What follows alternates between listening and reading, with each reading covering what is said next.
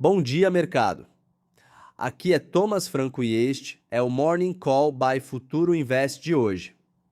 A semana começa com o mercado brasileiro tentando entender se a sexta-feira foi só uma pausa na pressão ou o início de uma recomposição mais consistente de preço. O Ibovespa fechou praticamente de lado, com alta de 0,03%, perto dos 168.300 pontos, num pregão mais esvaziado pelo feriado de Juneteenth nos Estados Unidos e pelo vencimento de opções sobre ações na B3. Mas a leitura mais importante não está no fechamento diário, está no acumulado semanal. A queda de 1,64% mostra que o mercado ainda está na defensiva, com juros futuros mais altos, ruído fiscal no radar e uma dúvida relevante sobre o ritmo de queda da Selic depois do corte recente do Copom. A herança para esta segunda-feira é mista. Por um lado, o índice preservou a faixa dos 168 mil pontos, que virou uma região psicológica de sustentação de curto prazo. Por outro, faltou força compradora para transformar essa defesa em retomada clara de apetite a risco. A abertura deve depender de três vetores bem objetivos. Primeiro, commodities, principalmente minério e petróleo. Segundo, futuros de Nova York, que chegam sem direção única. Terceiro, a curva de juros doméstica, que deve reagir ao Boletim Focus e à expectativa pela ata do Copom amanhã. Na minha leitura, sexta foi uma sessão de sustentação técnica, não de virada de tendência. O Brasil pode até tentar um descolamento positivo se Vale 3, bancos e algumas ações domésticas sensíveis a juros receberem fluxo comprador logo cedo, mas esse descolamento ainda parece frágil. Sem alívio na curva de juros e sem entrada mais firme de capital estrangeiro, o Ibovespa tende a seguir num mercado de disputa, defendendo suporte quando cai demais e realizando quando qualquer repique aparece. Ou seja, ainda é um mercado que exige seletividade, caixa e disciplina de risco. Lá fora, a última referência cheia de Wall Street, antes desta segunda, veio com o SP500 em alta de 1,08%, perto dos 7.500 pontos, enquanto o Nasdaq avançou 1,91% na região dos 26.500 pontos. Foi uma leitura forte de tecnologia, mas com a observação importante de que não houve pregão regular na sexta-feira por causa do feriado americano. Nesta manhã, os futuros vêm mistos. SP500 futuro em leve baixa, Dow Jones futuro negativo e Nasdaq futuro perto da estabilidade. Aqui, o Ibovespa futuro também indicava leve queda, reforçando uma abertura cautelosa, sem aquele fluxo direcional claro que costuma puxar a B3 de forma ampla. Na Bolsa Brasileira, os destaques de sexta mostraram um mercado mais seletivo do que direcional. ASA 3 disparou 8,33% depois da notícia de que a companhia contratou o Morgan Stanley para avaliar alternativas envolvendo a Farm Rio. Esse tipo de movimento costuma atrair fluxo rápido, porque abre uma tese de evento corporativo, destravamento de valor e possível reorganização de portfólio. Mas é importante separar expectativa de fato consumado. A própria companhia informou que ainda não há decisão vinculante aprovada. Então, a ação pode continuar no radar, mas com volatilidade elevada, porque a precificação passa a depender de notícia, avaliação de múltiplos e probabilidade de transação. Entre as outras altas, Citi 3 subiu 3,22%, ajudada pela busca pontual por nomes de real estate, enquanto Magalu 3 avançou 2,67% num movimento de alívio em varejo depois de muita pressão acumulada. Na ponta negativa, BIF3 caiu 5,12%, aparecendo como maior perda do índice. RAPV3 recuou 2,55% e Raidil 3 perdeu 1,81%. A leitura aqui não é de deterioração homogênea de todos os setores. Foi mais uma pressão concentrada em nomes específicos de proteína animal, saúde e varejo defensivo. enquanto materiais básicos, consumo e real estate, ajudaram a segurar parte do índice.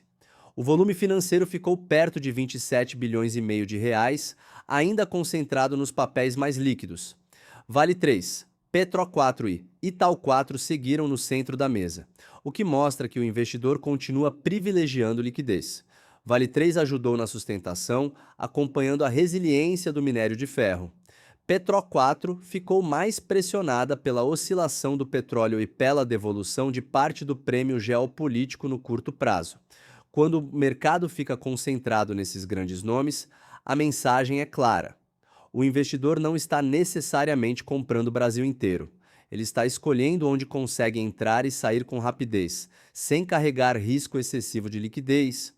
O dólar à vista fechou sexta perto de R$ 5,16, em queda de 0,20% no dia, mas ainda com alta de pouco mais de 2% na semana. Isso é importante porque mostra que o alívio diário não apaga a pressão recente sobre moedas emergentes. O euro ficou próximo de R$ 5,92. Em cripto, como não existe fechamento formal, a referência desta manhã coloca o Bitcoin perto de 64 mil dólares e o Ethereum em torno de 1.740 dólares. O mercado cripto segue lateral, olhando os juros americanos, dólar global e apetite por risco. Sem queda mais clara dos rendimentos lá fora, fica difícil ver uma retomada muito forte de beta nesse bloco.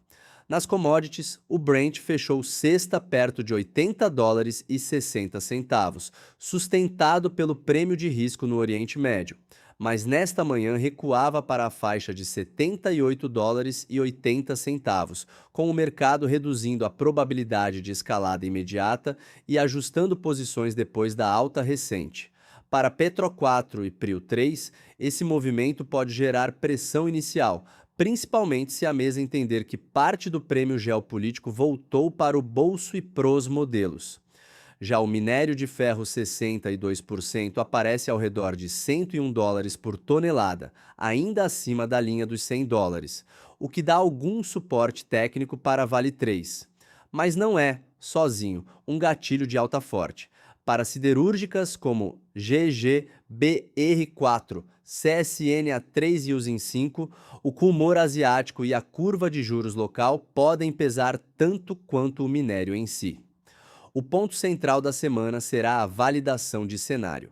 Hoje, o Boletim Focus ajuda a medir se o mercado começa a incorporar inflação mais comportada ou se continua revisando expectativas para cima. Amanhã, a ata do Copom deve explicar melhor a decisão de levar a Selic para 14,25% e, principalmente, deve mostrar o grau de conforto do Banco Central para seguir cortando juros. Se a ata vier muito cautelosa, o mercado pode entender que o ciclo de afrouxamento será mais lento. Isso pressiona ações de consumo, construção, shoppings e empresas alavancadas.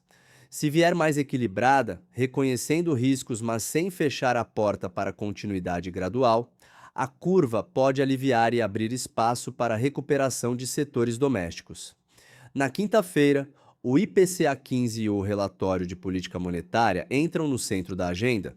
Esses dados são fundamentais porque conversam diretamente com o juro real, com o custo de capital das empresas e com a atratividade relativa da renda fixa. Enquanto o investidor consegue capturar retorno elevado em produtos pós-fixados, a bolsa precisa entregar uma história muito convincente de lucro, crescimento ou dividend yield para disputar a alocação. É por isso que a queda da Selic, quando vem com confiança, costuma beneficiar múltiplos de bolsa. Mas quando o corte vem cercado de dúvida fiscal e inflação resistente, o efeito positivo fica truncado, tá? O mercado não olha só o número da Selic.